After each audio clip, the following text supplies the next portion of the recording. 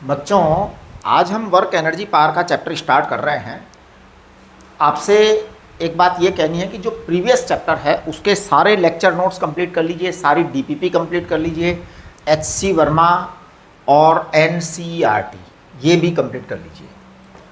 जितना कर सकते हो उतना करिए, ज़्यादा से ज़्यादा करिए, समय कम खराब करिए। ये 2 साल जो है ना आपके लिए बहुत कीमती है। इसमें जितना ज़्यादा कर लोगे आपका फ़ायदा होगा। मेरे से सारे डाउट्स पूछो, कोई भी डाउट्स बताने के लिए कभी मना किया ही नहीं, करेंगे भी नहीं। ठीक है, चलिए अब हम बात कर रहे हैं आज नया चैप्टर वर्क एनर्जी पावर।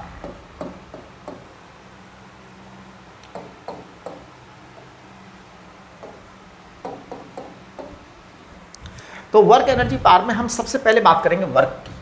देखो बेटा, वर्क के लिए मैं जब सबसे पहले स्टार्ट करता हूं तो मैं कहता हूं work is a kind of energy. Work is a kind of energy. हाँ, तो एनर्जी ही है वर्क, एक तरह की एनर्जी ही है। और दूसरा मैं कहूँगा work is a scalar quantity. क्यों? कोई भी एनर्जी स्केलर ही होती है जी। एनर्जी कभी वेक्टर क्वांटिटी हुई ही नहीं आज तक। तो ध्यान दीजिए, work is a kind of energy and work is a scalar quantity. सब बच्चे जानते हैं वर्क को हम लिखते हैं सिंपल लैंग्वेज में। Most simple formula for the work done is F S, it is equal to F S cos theta.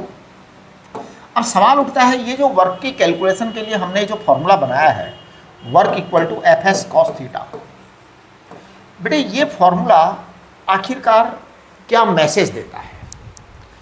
ऐसा ही क्यों हुआ? यहाँ एफ एस साइन थीटा क्यों नहीं लिख दिया है, या केवल एफ एस लिख करके क्यों ना छोड़ दिया? देखिए कारण क्या है। कारण ये है कि आपको मैं एक एग्जांपल लेता हूँ जो प्रैक्टिकल एग्जांपल है, हमारे घरों में होता रहता है। मान लीजिए आपके घर में एक कोई बड़ी सी चीज़ है, बहुत भारी चीज़ है, बॉक्स है। मान लो ये कोई 100 किलोग्राम का बॉक्स है, आपके घर में रखा है एक जगह, राइट। मान लो इस बॉक्स को खिसकाना है, तो क्या करते हैं घर के बड़े लोग मिलकर के खिसकाते हैं। घर में एक छोटा बच्चा भी है 1.5-2 साल का, बहुत नटखट है, शैतान होते हैं छोटे बच्चे, नटखट होते हैं। तो वो क्या करता है, वो बच्चा कहता है मैं भी खिसकाऊंगा। बड़े बड़े लोग खिसका रहे होते हैं बॉक्स को, तो बड़े लोग कभी भी उधर आने नहीं देना चाहते जिधर वो खिसका रहे हैं। तो वो बच्चा क्या करता है कि जैसे मान लो बड़े लोग इधर से खिसका रहे हैं, तो 3 बड़े लोग मिल गए, बॉक्स खिसक रहा है। अब छोटा बच्चा शांत नहीं रह सकता, वो कहता है मैं भी करूँगा, तो वो इधर से खिसकाने की ट्राई करता है। दिस इज बच्चा। तो ये बच्चा इधर से खिसकाने की ट्राई करता है, बच्चा। अच्छा चलो कोई बात नहीं, मत लिखो बच्चा। तो ये इधर से खिसकाने की ट्राई करता है, बड़े लोग इधर खिसका रहे हैं, बॉक्स किधर जाता है, इधर जाता है, डिस्प्लेसमेंट इधर होता है। बच्चे के कारण कोई डिस्प्लेसमेंट नहीं होता, there is no result because of the child. अब बच्चे के कारण कोई रिजल्ट नहीं आ रहा, फोर्स लगाया उसने, ट्राई बहुत करी बच्चे ने, but he has done no resultant work. कोई रिजल्ट नहीं हुआ उसका, रिजल्ट नहीं हुआ। इसको हम रिप्रेजेंट कैसे करें? देखो, अगर हम डिस्प्लेसमेंट को चेक करें तो बॉक्स इधर खिसका है, बच्चे ने फोर्स इधर लगाया है, ये एंगल 90 डिग्री है, ये एंगल 90 डिग्री है, राइट। बड़े लोग जो हैं उन्होंने फोर्स इधर लगाया है, खिसका भी इधर ही है, तो ये एंगल 0 डिग्री है। ये एंगल क्या है? 0 डिग्री है। तो मैं कहूँगा कि थीटा इक्वल टू 0 डिग्री है, तो वर्क क्या आया? वर्क आया एफ एस कॉस 0 यानी कि 1, कॉस 0 यानी 1। तो ये आपका मैक्सिमम वर्क हो गया। यही आपका एक्चुअल में वर्क होता है, यही आपका एक्चुअल में वर्क होता है, राइट। अच्छा, अब जो बच्चा था उसका क्या हाल है?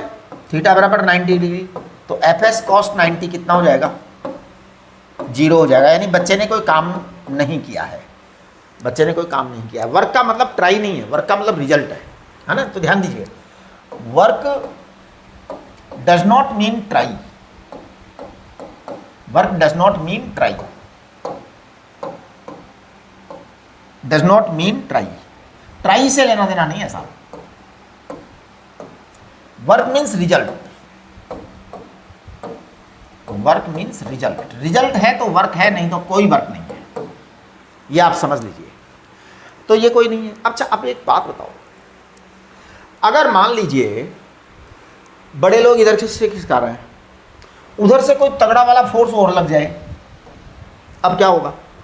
जोरदार लग गया उधर से, किसी मशीन ने लगा दिया फोर्स, है ना, या कोई एलियन आ गया, शक्तिमान आ गया। शक्तिमान आता था पहले, है ना, आजकल पता नहीं कौन आता है। हमारे टाइम पे शक्तिमान होता था, हम लोग देखते थे शक्तिमान, हैं? तुम लोग किसको देखते हो पता नहीं है। लेकिन उधर से फोर्स तगड़ा लग गया, अब क्या हुआ? उधर से फोर्स तगड़ा लग गया तो बॉक्स बजाय उधर जाने के इधर आ गया, जिधर तगड़ा होता है उधर होता है जी, बात ये। अब क्या हो गया आपका? अब आपका वर्क डन बाय दी बड़े लोग, थीटा 180 डिग्री हो गया,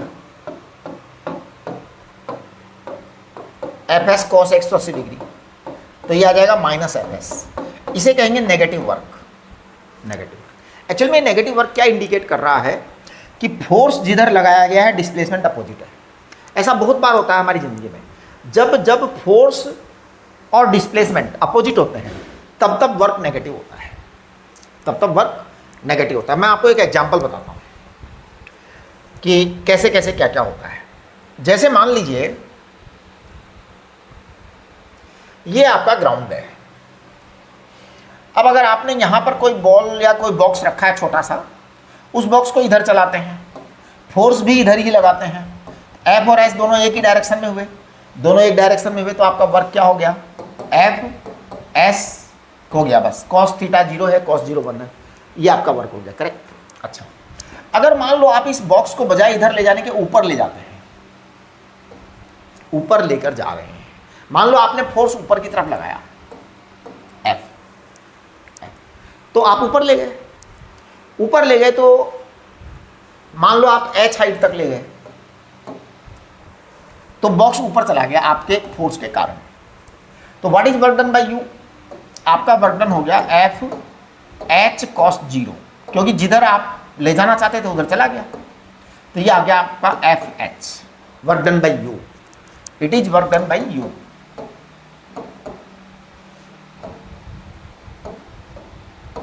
राइट, चलिए, धरती माता का वेट किधर होता है? धरती माता का करंट फोर्स mg नीचे की तरफ होता है।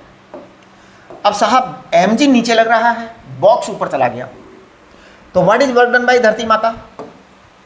Work by gravity, work by gravity. ध्यान दो, mg आपका फोर्स नीचे की तरफ है, h ऊपर गया, तो आप लिखेंगे यहाँ पे force into displacement into cos 180 degree, यानी धरती माता ने माइनस mgh वर्क किया है, नेगेटिव वर्क किया है, नेगेटिव वर्क किया। एक्चुअल में अगर मैं इसको थोड़ा ज़्यादा क्लियर कट लिखूं तो पता है क्या होता है? मैं बहुत ही क्लियर बात लिख देता हूं, है ना। Winners always do positive work, winners always do positive work, positive work, right. Winners always do positive work, losers always do negative work.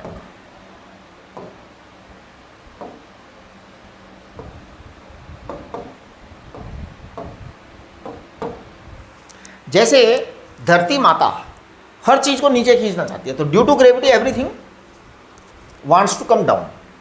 तो अब मैं कहूंगा अगर मान लो कोई चीज ऊपर से नीचे आ रही है, इसका मतलब work done by gravity is positive, है ना। तो जैसे मान लो ये कोई बॉडी है, अब ये नीचे आ रही है, तो mg भी नीचे ही है, बॉडी भी नीचे आ रही है, तो what is angle between mg and displacement? तो ये आएगा mg फोर्स है, डिस्प्लेसमेंट आपका h है, कॉस आपका 0 डिग्री है, तो वर्क डन बाय अर्थ आ गया आपका plus mgh। It is work done by gravity, it is work done by gravity. Gravity winner हो गई जी, ग्रेविटी विनर हो गई, क्योंकि ग्रेविटी हर चीज को नीचे लाना चाहती है और उसकी इच्छा पूरी हो गई, उसकी इच्छा पूरी हो गई। जैसे मान लो एक एग्जांपल मैं आपको और देता हूं, मान लीजिए आप किसी घर के तीसरे फ्लोर पर है, सपोज ये आपका 3rd फ्लोर है घर से, राइट। अब आपको 3rd फ्लोर से कोई हैवी अलमीरा उतारनी है, हैवी अलमीरा बहुत भारी है, ये अलमीरा आपको नीचे उतारनी है 3rd फ्लोर से, तो सीढ़ियों से नहीं आ सकती, ऐसा अरेंजमेंट, ऐसा कुछ है, बहुत भारी है, सीढ़ी से नहीं ला सकते उसको। आप 3rd फ्लोर पे हैं, अब आपको क्या करना पड़ेगा? इस अलमीरा को ऊपर से उतारने के लिए इसको रस्सियों से बांधना पड़ेगा, मजबूत मजबूत भारी भारी लोग बुलाने पड़ेंगे, भारी भारी लोग बुलाने पड़ेंगे। तो आपके पास में बहुत भारी भारी लोग बाग आएंगे और वो लेबरर आकर के इस को चारों तरफ से रस्सी से बांध करके इस अलमीरा को क्या लाएगी, नीचे गिराएगी। अब देखिए नीचे कैसे आती है अलमीरा। अलमीरा नीचे आती है तो यहाँ पे 2-3 चीज़ें होती हैं। एक तो mg धरती माता का फोर्स है जो नीचे की तरफ लगता है, जो उन लोगों ने पकड़ रखा है रस्सों से, बहुत सारी रस्सियाँ बांध रखी हैं उन्होंने, खूब सारी, है ना, हाँ, और ऊपर से पकड़ रखा है रस्सियों से, समझ रहे हो आप, 4-5 लोगों ने पकड़ रखा है। अब होता क्या है कि ये नीचे आ रहा है बॉक्स, ये बॉक्स नीचे आ रहा है, तो बॉक्स नीचे आ रहा है तो धरती माता is winner, gravity is winner, gravity winner है। कैसे? वर्क डन बाई ग्रेविटी, ध्यान दो, वर्क डन बाई ग्रेविटी। तो पता है ग्रेविटी का फोर्स mg किधर की तरफ है, डाउनवर्ड, डिस्प्लेसमेंट किधर है, डाउनवर्ड, cos थीटा कितना है 0, तो यानी कि प्लस mg आ गया। Work done by gravity is positive. अच्छा, ऊपर वाले जो लोग लगा रहे हैं, ऊपर की तरफ फोर्स लगा रहे हैं, बिल्कुल ऐसे गिरने थोड़ी देंगे उसको, तो ऊपर की तरफ फोर्स लगा रहे हैं, तो naturally they are exerting some force upward. अच्छा, तो वर्क डन बाई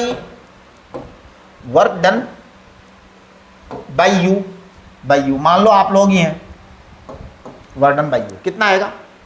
अब देखो फोर्स आपका ऊपर की तरफ है, फोर्स आपका ऊपर की तरफ है, डिस्प्लेसमेंट आपका नीचे की तरफ है, तो cos 180 डिग्री आ गया एंगल, तो ये आपका आ गया -fh, यानी आपने वर्क नेगेटिव किया है, आपका वर्क नेगेटिव है। आप तो ऊपर की तरफ खींच रहे थे लेकिन वो तो नीचे आ गया, आपका वर्क नेगेटिव है। यानी नेगेटिव पॉजिटिव वर्क जो है ना, इसका मतलब उसके अमाउंट से नहीं है, उसके रिजल्ट से है कि किसके फेवरेबल रिजल्ट गया, किसके डिसफेवर में रिजल्ट गया। जिस फोर्स के फेवरेबल रिजल्ट जाता है वो पॉजिटिव वर्क है, और जिस फोर्स के अगेंस्ट रिजल्ट जाता है वो नेगेटिव वर्क है। समझ गए? तो ये बड़ा ही एक सिंपल सा कंसेप्ट है वर्क के बारे में। चलिए अब हम आगे बात करते हैं। Work done bye a constant force.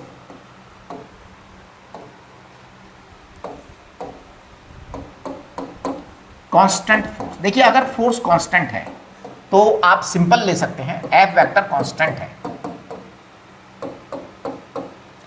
Constant है ना, तो आप वर्क इक्वल टू लिख सकते हैं F vector dot S vector. बिल्कुल क्लियर कट आपका ये वर्क आ जाएगा, हमेशा ऐसा ही होगा। 1 मिनट जरा, जस्ट अ मोमेंट प्लीज। हाँ जी, तो आपके पास में F vector dot S vector आएगा अगर फोर्स कांस्टेंट है तो। But if if force is variable, अगर फोर्स वेरिएबल है तो फिर work equal to F vector dot S vector, ये अगर आप यूज लेंगे तो गलत हो जाएगा। फिर क्या करना पड़ेगा आपको, फिर आपको वर्क कैलकुलेट करना पड़ेगा इंटीग्रेशन से। फिर आपका ये इंटीग्रेशन आएगा F vector dot D S infinity to किसी पोजीशन 1 से, है ना, S1 पोजीशन से S2 पोजीशन, ये आपका वर्क आएगा। जैसे आपने एक बॉडी को S1 पोजीशन से S2 पोजीशन तक ट्रांसफर किया तो F vector dot S vector. अब आपका फोर्स वेरिएबल है तब ऐसा है, अगर फोर्स कांस्टेंट है तो आप लगा दीजिए डायरेक्ट, कोई दिक्कत नहीं है। अच्छा, सवाल ये उठता है क्या ये फॉर्मूला कांस्टेंट फोर्स के लिए भी अप्लाई होगा? हाँ बिल्कुल। तो it is for all cases, it is for all cases, चाहे कांस्टेंट हो चाहे वेरिएबल हो, ये तो हमेशा ही करेक्ट होगा। यानी इंटीग्रेशन का मेथड जब आप अप्लाई करते हो तो कभी भी रिस्क नहीं होती, always right, always right, always right. बाकी ये वाली जो मेथड आप अप्लाई करते हो तो इसमें आपको सोचना पड़ेगा कि फोर्स कांस्टेंट है क्या। अगर फोर्स में किसी भी तरह की वेरिएबिलिटी अवेलेबल है तो you should not use this formula, right. अब देखिए यहाँ पर मैं कुछ बातें आपसे कहता हूँ फॉर वेरिएबल फोर्स, है ना। तो देखिए वर्क को हमने कहा integration F vector dot D S, थोड़ा समझने की कोशिश करना, S1 से S2। अब इसको मैं लिख रहा हूँ integration S1 to S2 F D S cos theta, F D S cos theta. अगर थीटा बराबर 0 डिग्री हो, अगर थीटा बराबर 0 डिग्री हो तो ये F D S cos theta 0 आ जाएगा। इसे हम कहेंगे line integral of force, line integral of force इसका नाम है बेटा, line integral of force along displacement, line integral of force along displacement for moving in same direction, moving in same direction of force, जिस direction में force है उसी direction में motion होना है, तब ये चीज है। तो आप ध्यान दीजिए, इसका मतलब पता है क्या निकलता है? इसका मतलब निकलता है if a body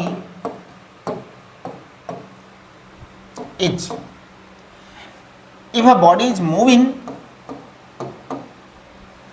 in the direction of force, in the direction of force, or work is being done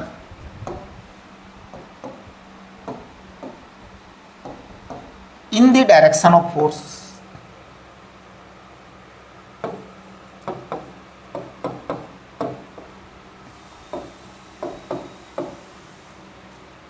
means theta equal to 0 degree, then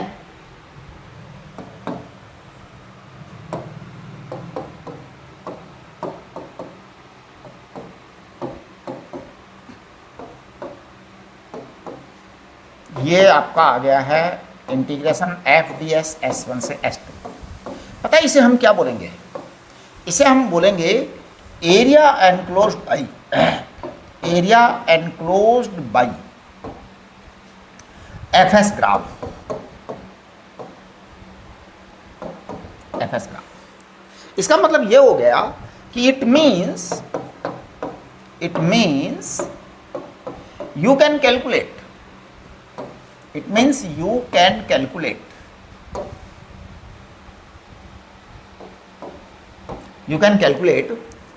work done,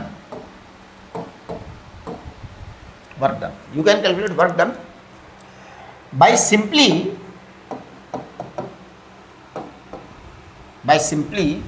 calculating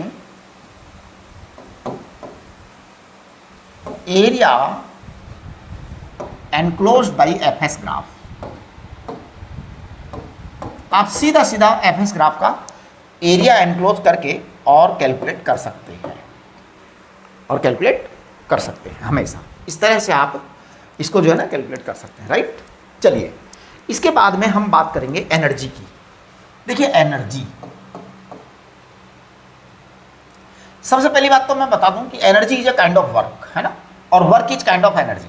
तो वर्क, एनर्जी एंड वर्क दोनों actual में एक ही चीज है, अलग अलग चीजें हैं ही नहीं, मैं एनर्जी को मोस्टली दो पार्ट्स में डिवाइड करूंगा। एक होगी काइनेटिक एनर्जी और दूसरी होगी पोटेंशियल एनर्जी, राइट। देखो बेटा, पोटेंशियल एनर्जी की डिटेल में बहुत बढ़िया से करूंगा, बहुत डिटेल में बात करूंगा। पहले मैं कुछ बातें क्लियर कर दूंगा आपको पोटेंशियल एनर्जी के बारे में। काइनेटिक एनर्जी हम बाद में करेंगे। पोटेंशियल एनर्जी, केवल फॉर्मूलों की बात कर रहा हूं मैं। ग्रेविटेशनल पोटेंशियल एनर्जी, ध्यान दो।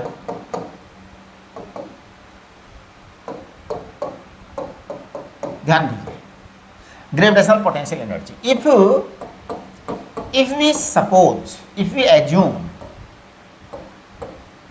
if we assume u at surface equal to 0, इसका मतलब क्या होता है? हम एज्यूम कर रहे हैं, सच में u at surface 0 होता नहीं है। हाँ जी बिल्कुल। तो ध्यान दीजिए, gravitational potential energy at surface is not actually zero.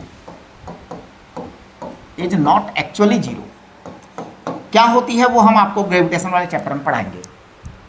क्या होती है सच में वो हम ग्रेविटेशन के चैप्टर में पढ़ाएंगे, अभी नहीं पढ़ा रहे। Gravitational potential energy at surface is not actually zero, it is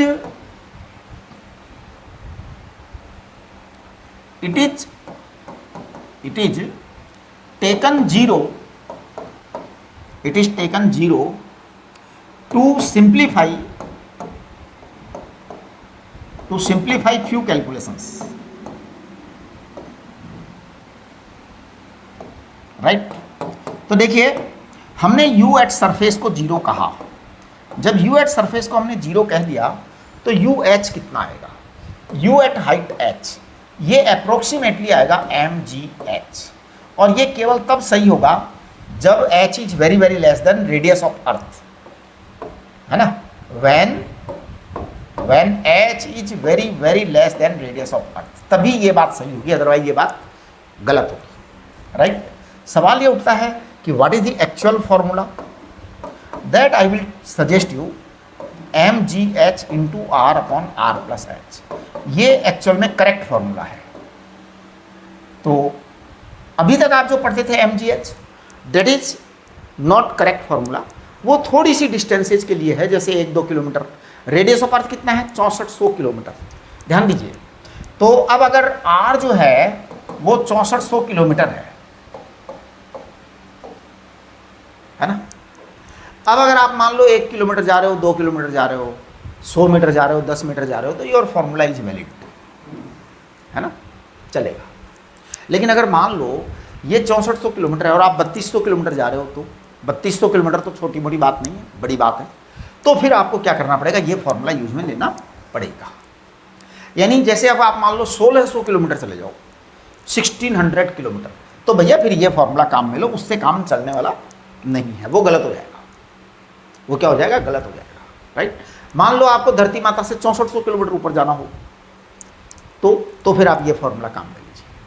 बड़ी बड़ी डिस्टेंसेज के लिए आप ये काम में लीजिए, छोटी डिस्टेंसेज के लिए 1-2 metre, 10 metre, 100 metre, 50 metre, 150 metre, 1000 metre, 5000 metre के लिए भी चलेगा, क्योंकि वो बहुत ज़्यादा है ना। अब देखिए ये तो आपके पोटेंशियल एनर्जी की बात हुई, ग्रेविटेशनल। अब मैं पोटेंशियल एनर्जी की एक छोटी सी बात और कर लेता हूं, spring potential energy. Spring potential energy, देखिए स्प्रिंग पोटेंशियल एनर्जी को मैं कहूंगा यू स्प्रिंग, है ना, इसको मैं कह दूंगा हाफ kx²। क्यों कहूंगा ये मैं आपको अभी थोड़ी देर बाद बता दूंगा, है ना, हाफ kx²। इसको मैं कहूंगा हाफ kx इंटू एक्स, तो ये आ जाएगा half k² x² upon k, ये आएगा आपका f² अपॉन 2k। वो अभी हम इसको प्रूव करेंगे कि ऐसा क्यों कहा गया, है ना, राइट। चलिए जी हम जरा आगे पहले काइनेटिक एनर्जी की बातें कर लेते हैं, राइट। तो हम सबसे पहले काइनेटिक एनर्जी को डिटेल में डिस्कस कर लेते हैं। देखो kinetic energy, kinetic energy of any body, kinetic energy of any body,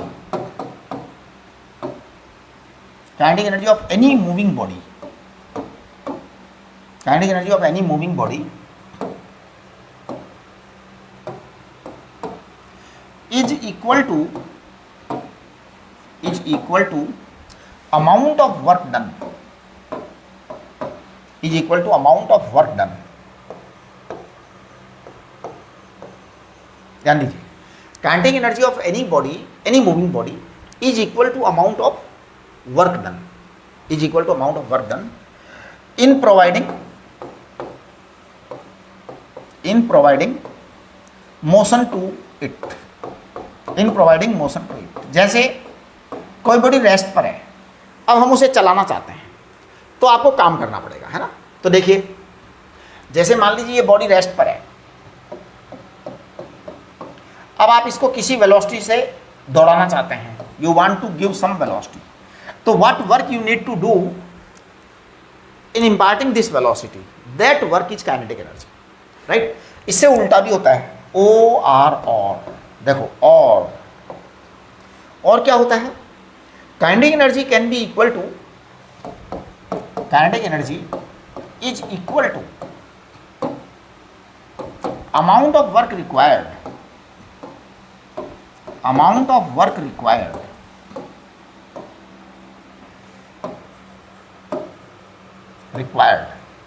to amount of work required to stop it, to stop the moving body।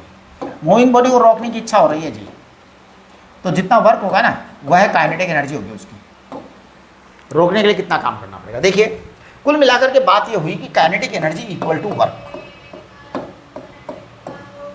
Kinetic energy equal to work, है ना। Work क्या होता है साहब? Work होता है F S. अब आप कहेंगे F vector dot S vector होता है, तो चलिए हम रख देते हैं, कोई दिक्कत नहीं है। हम मान लेते हैं कि फोर्स की डायरेक्शन में बॉडी चल रही है और कांस्टेंट है ना। तो एफ एस कॉस 0 आपका एफ एस आ गया, ओके। अब मैं कहूँगा kinetic energy equal to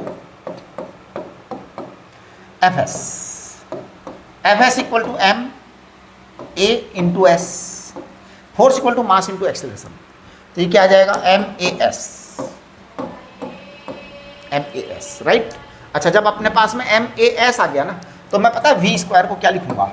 we square को मैं लिखूंगा you square plus 2as।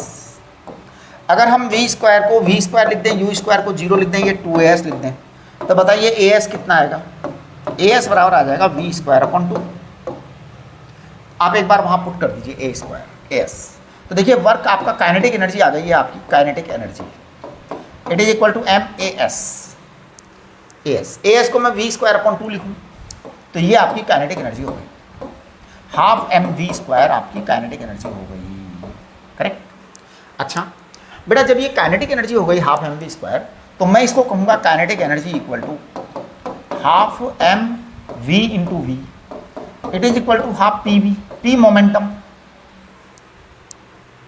P momentum. और मैं कहता हूँ इसको half M square V square upon M square V square upon M square V square क्या होगा? पी स्क्वायर, मोमेंटम का स्क्वायर अपॉन 2m। ये सब काइनेटिक एनर्जी है ना। अब ध्यान दीजिए आप, काइनेटिक एनर्जी को हमने पी स्क्वायर अपॉन 2m कहा, तो पी स्क्वायर कितना आ जाएगा? पी स्क्वायर आ जाएगा twice M kinetic energy.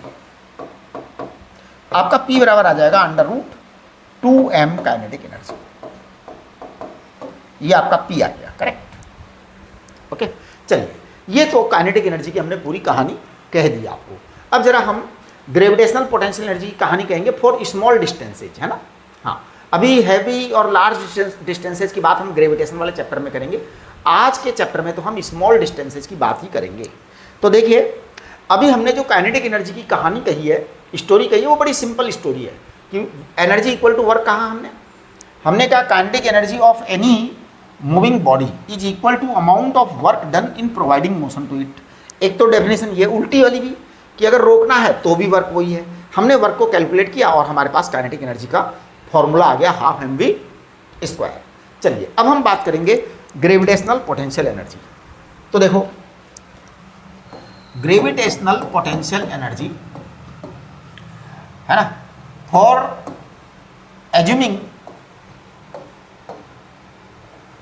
Assuming एक काम करो, gravitational potential energy assuming 0 at surface for small distances, for small Heights, छोटी हाइट्स 1-2 किलोमीटर तक का चलेगा, है ना, 5 किलोमीटर तक का भी चलेगा, कोई दिक्कत नहीं है ना, लेकिन ज़्यादा नहीं। तो gravitational potential energy assuming surface 0 और हाइट हमें स्मॉल लेनी है। तो देखो, ये ग्राउंड है मान लो आपका, तो सपोज दिस इज ग्राउंड। अब आपने इस ग्राउंड पर 0 मान लिया कि potential energy, gravitational potential energy 0 है इस ग्राउंड पर। अब आप एक बॉडी को ऊपर ले जाना चाहते हैं, राइट। तो देखिए, धरती माता आपको क्या लगा रही है? mg फोर्स लगा रही है। आपको मेहनत करनी है ऊपर ले जाने में। तो अगर आप ऊपर ले जाने में मेहनत कर रहे हैं, तो नेचुरल है आपको कोई ना कोई काम तो करना पड़ेगा। किसके अगेंस्ट काम करना पड़ेगा? आपको ग्रेविटी के अगेंस्ट काम करना पड़ेगा। You have to do work hard. तो देखिए, हम पोटेंशियल एनर्जी को क्या कहेंगे? सपोज ये हाइट h है, तो UH is amount of work required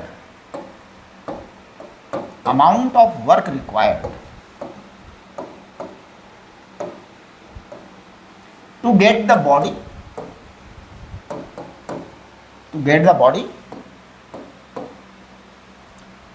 from surface of earth, और ग्राउंड बोलते हैं इसको, सरफेस ऑफ अर्थ का मतलब ग्राउंड है ना, from ground to height h, from ground to height H. ये आपकी पोटेंशियल एनर्जी होगी। सिंपल सिंपल आज जो बात कर रहे हैं। तो देखिए ऊपर ले जाने में इसका वेट mg है। धरती माता mg वेट से अपोज करती है। धरती माता किससे अपोज करती है? mg वेट से। तो आपको mg लगाना पड़ेगा अगर आप इसे कांस्टेंट वेलोसिटी से ऊपर ले जाना चाह रहे हैं। तो धरती माता mg वेट से अपोज करती है। ग्रेविटेशनल फोर्स का वेट mg है, राइट। ये mg अपोज करता है, आपको ले जाने नहीं देगा किसी चीज़ को ऊपर। जैसे मैं इस चीज़ को ऊपर ले जाना चाहता हूँ तो मुझे कितना फोर्स लगाना पड़ेगा इस पर? mg के बराबर, तब ले जाऊंगा ऊपर, है ना। अब h हाइट तक ले जाना है, बस यहाँ रोक देना है, यहाँ रोक देना है। तो मैं कहूँगा force into displacement cos theta, ये हमारा फॉर्मूला है।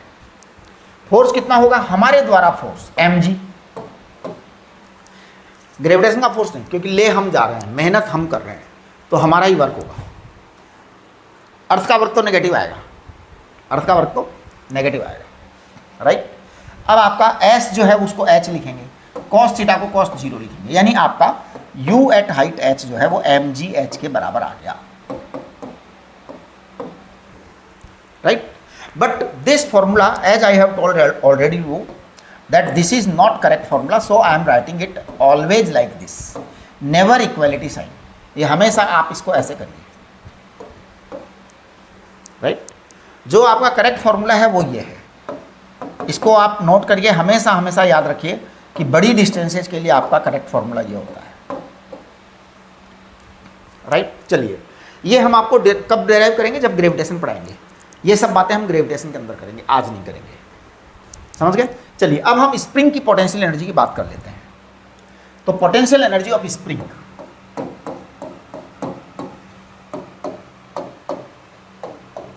देखो बेटा, मान लो यहां पे मैंने एक स्प्रिंग रखी है हॉरिजॉन्टल, और इस पर एक ब्लॉक लगा दिया। स्प्रिंग शांति से बैठी है, कुछ भी नहीं हलचल हो रहा, इसकी नेचुरल लेंथ है। नेचुरल लेंथ है तो बिल्कुल शांति है, शांति है तो कोई हलचल नहीं है, हलचल नहीं है तो हम कह देंगे पोटेंशियल एनर्जी 0 है, राइट। अब हम इसको खींचें या इधर करें, कुछ भी करें, तो देखिए पोटेंशियल एनर्जी आएगी। पोटेंशियल एनर्जी क्या आएगी? Work done bye you, work done bye you, work done bye you in compressing और स्ट्रेचिंग और स्ट्रेचिंग द स्प्रिंग,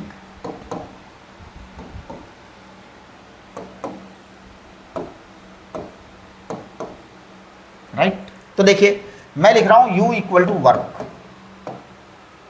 अब आप सोचो कि अगर आप इसको मान लो x दबा रहे हो, आपने x दबाया, आपने x दबाया, तो स्प्रिंग अपोज करेगी आपका, बिल्कुल।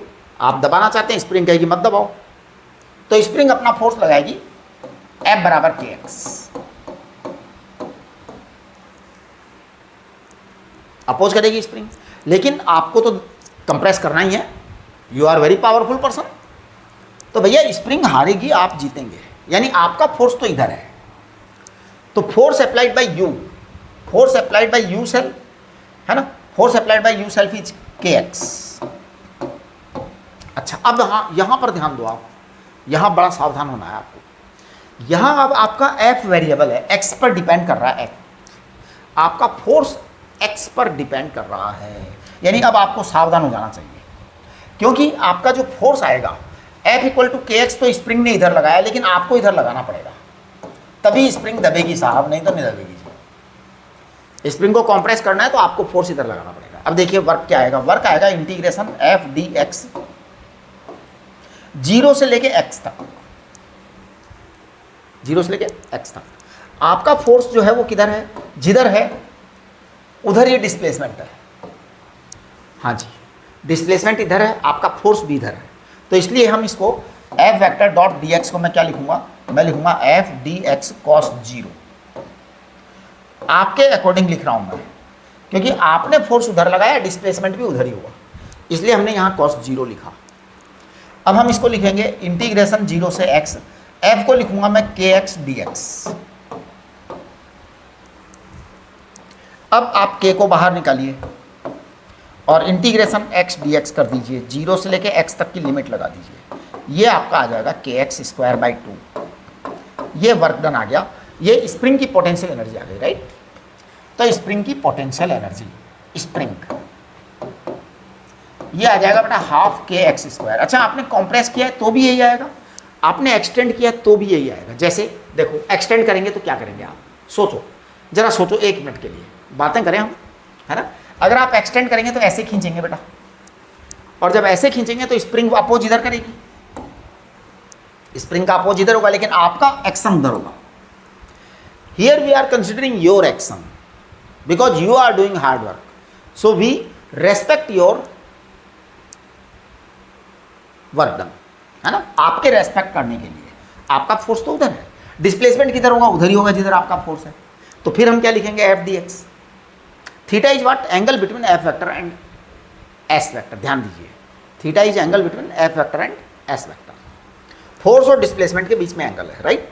अब आपके पास में ये आ गया, ये आ गया। इसको आप क्या क्या लिख सकते हैं, इसको लिख सकते हैं हाफ kx(x), इसको लिख सकते हैं हाफ fx, हाफ fx, इसको लिख सकते हैं आप हाफ k²(x²)/k, इसको लिख सकते हैं आप f²/2k, राइट। ये तो कुछ नहीं है, केवल एक गेम खेल रहे हैं और कुछ नहीं कर रहे, एक इधर उधर की बातें करनी है जी, है ना, मैनिपुलेशन करना है, बाकी कोई इतनी जोरदार बात नहीं है। चलिए, तो ये आपका वर्क एनर्जी पावर में हमने यहाँ तक पढ़ लिया। ग्रेविटेशनल पोटेंशियल एनर्जी आ गई, स्प्रिंग की पोटेंशियल आ गई, वर्क। अब आप देखिए अपना फॉर्मूला चार्ट देखिए, मैंने आपको फॉर्मूला चार्ट भेज रखा है, तो सभी बच्चे अपना फॉर्मूला चार्ट खोलेंगे। Please open your formula chart, formula chart open करिए जी।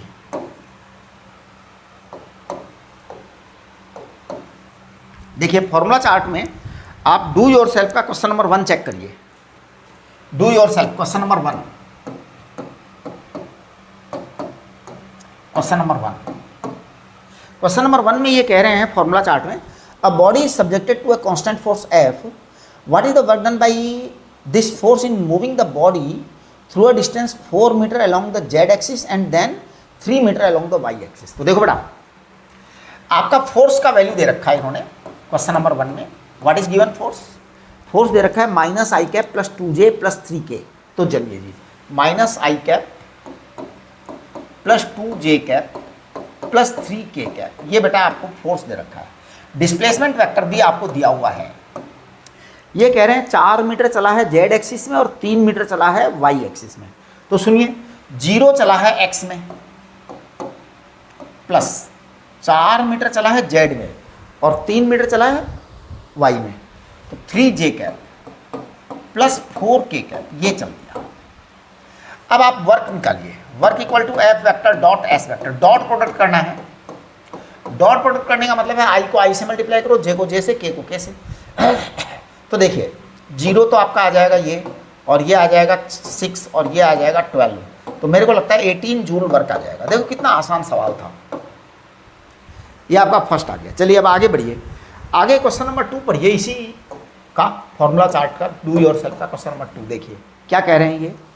अ body of mass m is released from height h above the ground, the speed of body after moving down a distance x is v during the motion of the body before hitting the ground, which of the expression is constant, do not vary with time. अच्छा, मतलब कौन सी चीज़ constant है, ये हमें पता लगानी है। तो देखो बेटा, बात को समझिए, बात बड़ी सिंपल है और आपको कांस्टेंट चीज़ का पता लगाना है।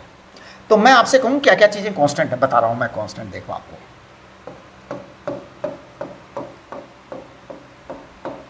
सबसे बड़ी बात, अगर पत्थर आपका यहाँ पर है सबसे पहले, और ये हाइट मान लो कितनी है, कितनी हाइट दे रखी है इन्होंने, कैपिटल H, कैपिटल H से गिराया है, तो यहाँ पर बॉडी रेस्ट पर थी। जब कैपिटल H से गिराया है तो यहाँ पर पोटेंशियल एनर्जी ऑफ ग्रेविटेशन कितना था, ये बताइए। पोटेंशियल एनर्जी कितना था, पोटेंशियल एनर्जी था mgh, राइट। काइनेटिक एनर्जी कितनी थी, काइनेटिक एनर्जी यहाँ पर थी 0,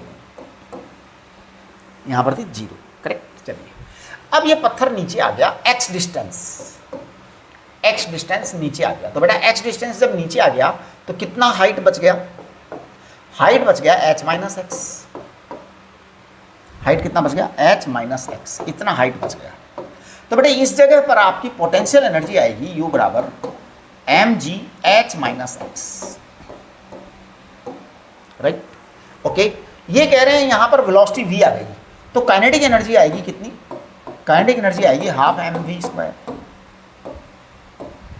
एक्चुअल में पता है क्या हुआ है कि अगर मैं यहाँ पर दोनों एनर्जी जोड़ूँ, यहाँ पर दोनों एनर्जी जोड़ूँ, एनर्जी हमेशा कंजर्व रहेगी, है ना। तो देखिए हम क्या कहेंगे, हम कहेंगे total initial energy it should be equal to total final energy and it should be constant always. इसको हमेशा कांस्टेंट होना चाहिए। तो सबसे पहली बात मैं एम जी कैपिटल एच लिख देता हूँ plus zero, kinetic energy zero है। बाद में मैं लिख रहा हूँ half M V square plus capital plus M G और कैपिटल एच माइनस एक्स, ये आपका कांस्टेंट है माइनस एक्स।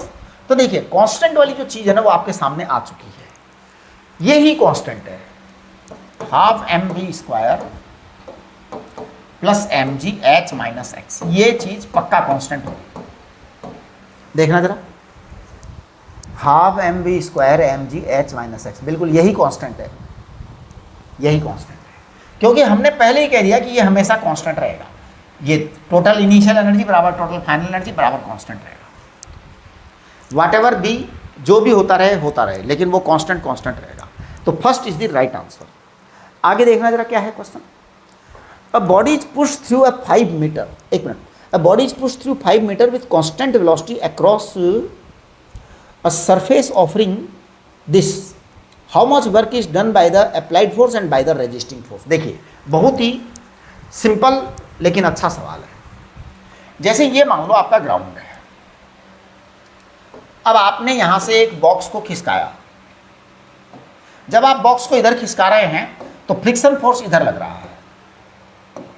ये कह रहे हैं कि फ्रिक्शन फोर्स की वैल्यू 75 न्यूटन है। अब आप इसको खिसका रहे हैं 5 मीटर, इसका मतलब ये हुआ कि ओवरऑल मिलाकर के आपने भी इधर की तरफ 75 न्यूटन लगाया होगा, जिससे कि काम बन जाए। भैया इधर फ्रिक्शन इतना, तो आप भी लगा दो उतना, तो बराबर बराबर चलता रहेगा। स्पीड नहीं बनेगी लेकिन चलता रहेगा। स्पीड नहीं बन पाएगी, स्पीड बनने के लिए आपको एक्स्ट्रा फोर्स लगाना पड़ेगा, 80-85 न्यूटन लगाना पड़ेगा, तब स्पीड आएगी। लेकिन आपको 5 मीटर पे रोकना भी है, ये ध्यान रखना, 5 मीटर के ऊपर रोकना भी है। 5 मीटर पर अगर मान लो आपने थोड़ा ज़्यादा स्पीड लगाया, तो स्पीड लगाया तो इसमें वेलोसिटी आएगी, फिर आपको जब 5 मीटर पर रोकना है तो वहाँ ब्रेक लगाना पड़ेगा उल्टा, तो ब्रेक भी आपका डिफरेंस के बराबर ही आएगा। समझ रहे हो ना आप, इसलिए 75 ही लगा लो, आप 75 ही लगा लो बेटा, राइट। अब देखिए work done bye you, work done bye you, आपने वर्क डन किया, आपने 75 न्यूटन फोर्स इधर लगाया, डिस्प्लेसमेंट आपका 5 मीटर उधर ही हुआ, तो कॉस्ट 0 आया। इसको हम कहेंगे 375 जूल। चेक करिए, 375 जूल आएगा, है ना, हाँ करेक्ट। अच्छा अब कह रहे हैं work done by friction force, तो फ्रिक्शन फोर्स तो हार गया जी, work done by friction force. तो देखिए क्या होगा, फ्रिक्शन फोर्स का वर्क डन जो आएगा ना, वो थोड़ा सा अभी अजीब सी स्थिति हो गई।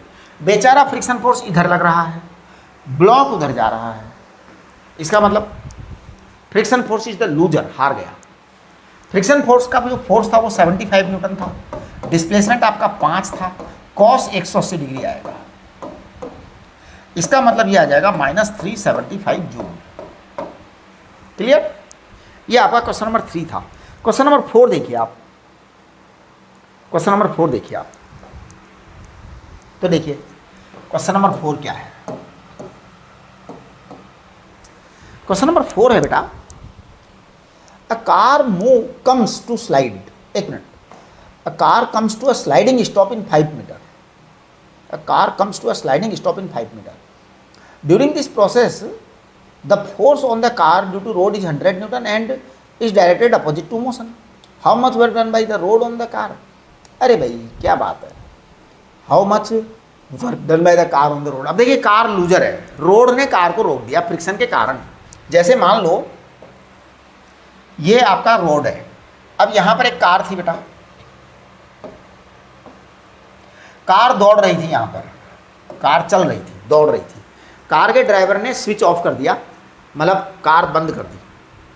अब कार बंद कर दी, कार चलती रहेगी, चलती रहेगी, तो अब कार को रोकने वाला कौन है? ऑल राउंड फ्रिक्शन फोर्सेज है, बहुत सारे फ्रिक्शन फोर्सेज हैं। ये कह रहे हैं फ्रिक्शन फोर्स कितना है? 100 न्यूटन है, 100 न्यूटन है। तो देखिए अब आपकी कार पहले चल रही थी, फ्रिक्शन फोर्स आपका उल्टा है और उसने रोक दिया कार को, तो वो is winner, friction force is winner, है ना? हाँ, भले ही अब देखो फ्रिक्शन फोर्स अपोजिट डायरेक्शन में है, लेकिन अब क्या हुआ है कि कार जो पहले से मोशन में थी उसको रोका गया है, उसको रोका गया है। तो इसलिए आपका ये क्या आएगा, वर्क डन जो है ना फ्रिक्शन का पॉजिटिव आएगा। ये बड़ी ही इंपॉर्टेंट बात है। Work done by friction will be positive because friction की इच्छा पूरी हो रही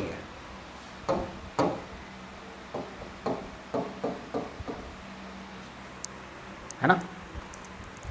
कितना आएगा? Fs। तो F आपका कितना था? 100, S कितना था? 5।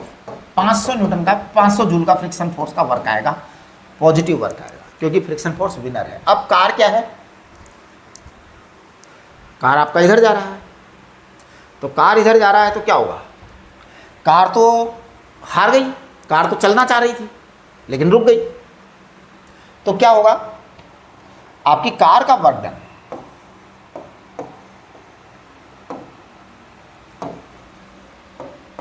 तो कितना आया? ये आपका वर्क डन आ जाएगा कितना? -75 जूल। एक्चुअल में ये वर्क डन बाई फ्रिक्शन यानी ये वर्क डन बाई रोड है, एक्चुअल में it is work done by road. अब आप कहेंगे कि सर इसका क्या मतलब है? एक्चुअल में रोड जो है ना वो फ्रिक्शन के अगेंस्ट फोर्स लगाता है, कार को इधर चलाने के लिए फ्रिक्शन रोड इधर फोर्स लगाता है, फ्रिक्शन फोर्स इधर होता है, रोड इधर फोर्स लगाता है। कैसे लगाता है वो हम आपको रोटेशनल डायनामिक्स वाले चैप्टर में पढ़ाएंगे। हाँ जी, रोटेशनल डायनामिक्स जो चैप्टर है, पहले हम ग्रेविटेशन पढ़ाएंगे, उसके बाद रोटेशनल डायनामिक्स पढ़ाएंगे, उसमें आपको ये फोर्स वगैरह के बारे में बताएंगे, कार पर कैसे फोर्स लगते हैं। फिलहाल मैं आपको एक बहुत ही सिंपल बात बताता हूँ, that is work energy theorem. Work energy theorem, सबसे पहली बात इस वर्क एनर्जी थ्योरम की एप्लीकेशन के बारे में बता देता हूं। This theorem is applicable for all kinds of forces.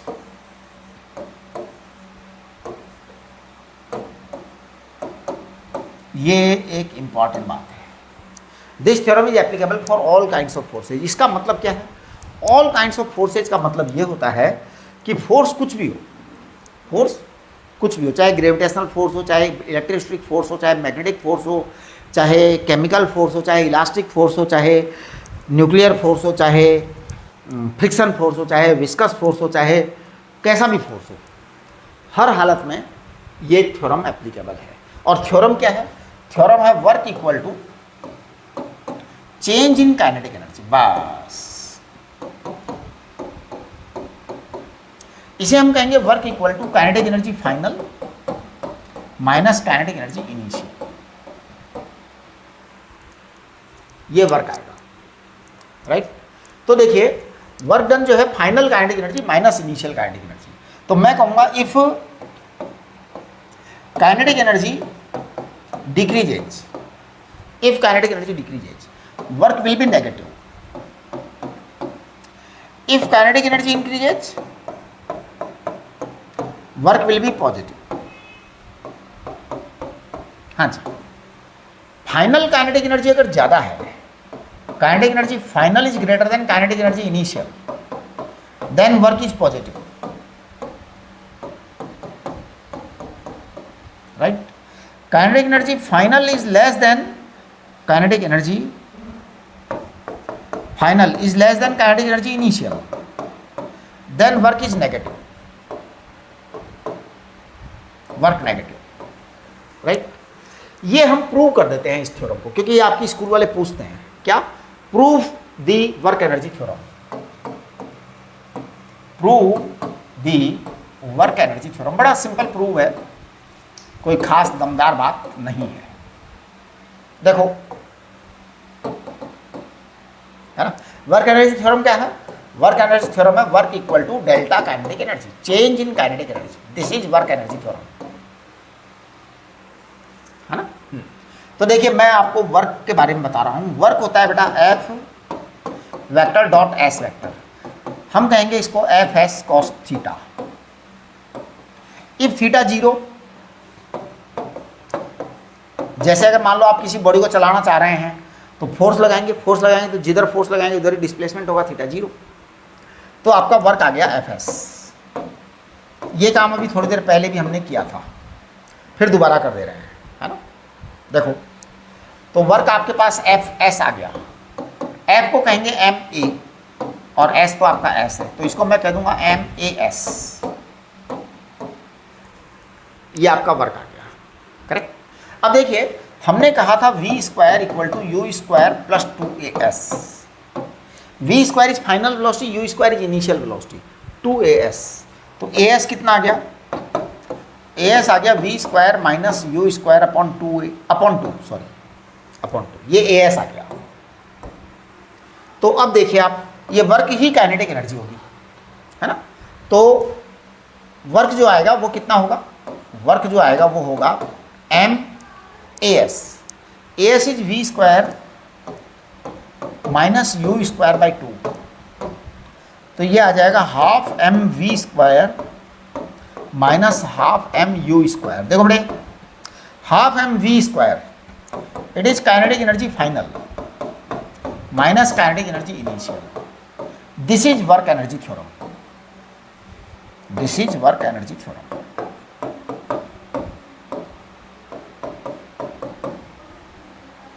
वैसे मैं आज आपको एक बहुत ही इंपॉर्टेंट बात और बता देता हूँ। इस पूरे चैप्टर में हम एनर्जी कंजर्वेशन को बार बार काम में लेंगे, है ना। तो देखिए एनर्जी कंजर्वेशन भी मैं आपको बता दूँ, हालांकि उसको हम डिटेल में बाद में पढ़ेंगे। Energy conservation,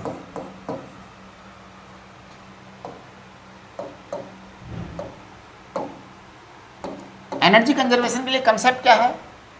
total initial energy it is equal to total final energy, बस यही कंसेप्ट है। अब अगर मान लो कभी ऐसा हो जाए कि टोटल इनिशियल एनर्जी कम हो और फाइनल एनर्जी ज़्यादा हो, तो क्या होगा? सोचो, आपकी टोटल इनिशियल एनर्जी कम हो और फाइनल एनर्जी ज़्यादा हो, तो क्या एनर्जी कंजर्वेशन प्रिंसिपल खत्म हो गया? नहीं, एक्चुअली क्या हुआ है कि if you do some external work,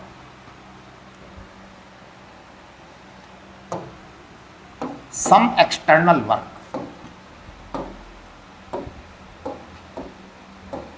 तो हम कहेंगे total initial energy plus work done